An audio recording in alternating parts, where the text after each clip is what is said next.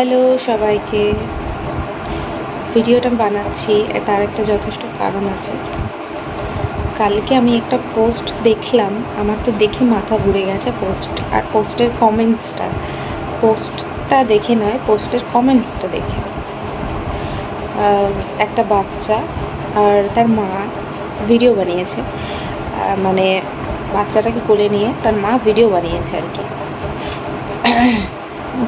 মাটা ফর্সা সুন্দর, কিন্তু বাচ্চাটার গায়ের রঙ একটু ময়লা। মানে আমি ভাবতেও পারি না এরকম নিম্ন মনোবৃত্তিকর মানুষগুলো যে আমাদের চারিপাশে এভাবে ঘুরে বেড়ায়। মানে তাদের কি লজ্জা, তাদের নিজেদের কোনো লজ্জাও নেই। তারা এসে অন্যজনের একটা আইডিতে এসে টুক করে একটা বাজে কমেন্টস করে দিয়ে বেরিয়ে যায়।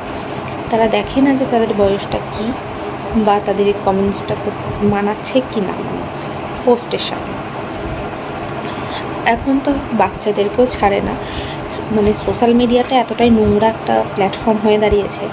বড়দের তো কোনো মানে মান সম্মানই নেই, ঠিক আছে। মানে কিছু কিছু মহিলা এমন এমন ভিডিও বানায়, সেগুলো দেখলে নিজেরই লজ্জা লাগে, কারোর সামনে দেখা তো অনেক দূরের কথা। এবং কি কোনো বাচ্চা তাকেও ছাড়ছে না। যেমন আমি দেখলাম কালকে পোস্টটা, যেটা দেখলাম একজন রিলস বানিয়েছেন তার বাচ্চাকে নিয়ে কোলে করে। বাচ্চাটা হাঁটতে পারে না, এরকম ছোট বাচ্চা, একদম কোলের বাচ্চা যাকে বলে। একটা আমি প্রাপ্তবয়স্কই বলবো, মানে হয়তো তার দুটো বাচ্চা আছে। হ্যাঁ আমি জানি, আমি তার আইডিতে গিয়ে, আমি এটুকুও বলে দিচ্ছি, আমি তার আইডিতে গিয়ে ঘুরে এসেছি। তার একটা মেয়ে, একটা বড় ছেলে আছে, মানে চাকরিযোগ্য একটা ছেলে, আর একটা মেয়ে আছে। আমি জানি না কীরকম কী, কিন্তু অত বড় একটা মহিলা, ঠিক আছে, অত বয়স্ক একটা মহিলা, আমি এইভাবেই বলবো কথাটা, তিনি ওই মার বাচ্চা যে রিলসটা বানিয়েছে সেখানে গিয়ে দেখছি কমেন্টস করেছে, তোমার লজ্জা করে না তুমি এরকম একটা বাচ্চাকে নিয়ে রিলস করো, তোমার লজ্জা করে না, এরকম একটা কমেন্টস করেছে।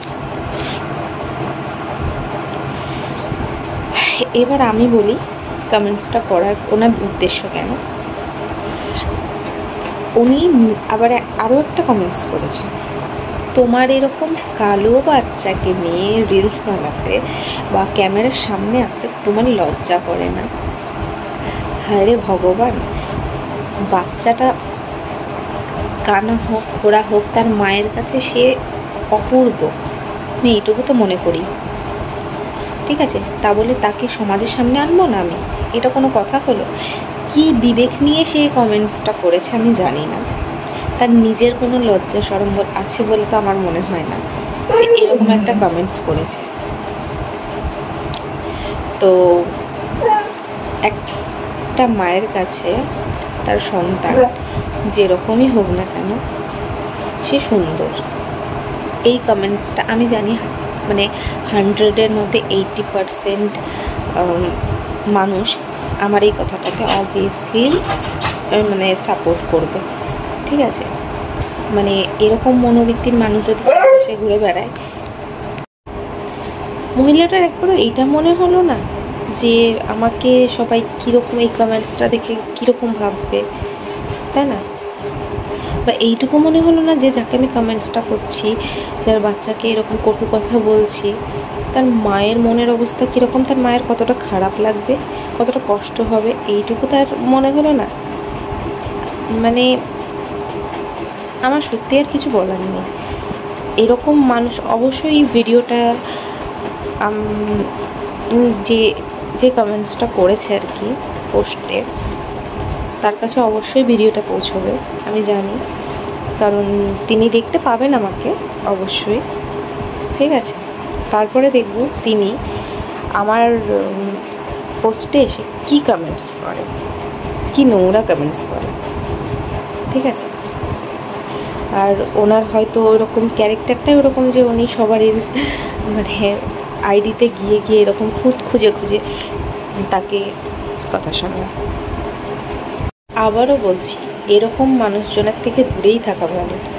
আর আপনার যদি মনে হয় যে আমার ভালো লাগছে না এনার পোস্ট বা এনার থোবড়াটা, ঠিক আছে, বা এনার গায়ের রঙটা, তাহলে আপনি দয়া করে স্কিপ করে দেবেন বা ব্লক মেরে দেবেন তাকে বা আনফলো করে দেবেন। কিন্তু একটা ফালতু কমেন্টস করবেন না ইনবক্সে এসে বা মেসেজে এসে বা কমেন্টস বক্সে এসে, ঠিক আছে? কারণ আপনার জন্য আরও 4-5টা মানুষ দূষিত হচ্ছে।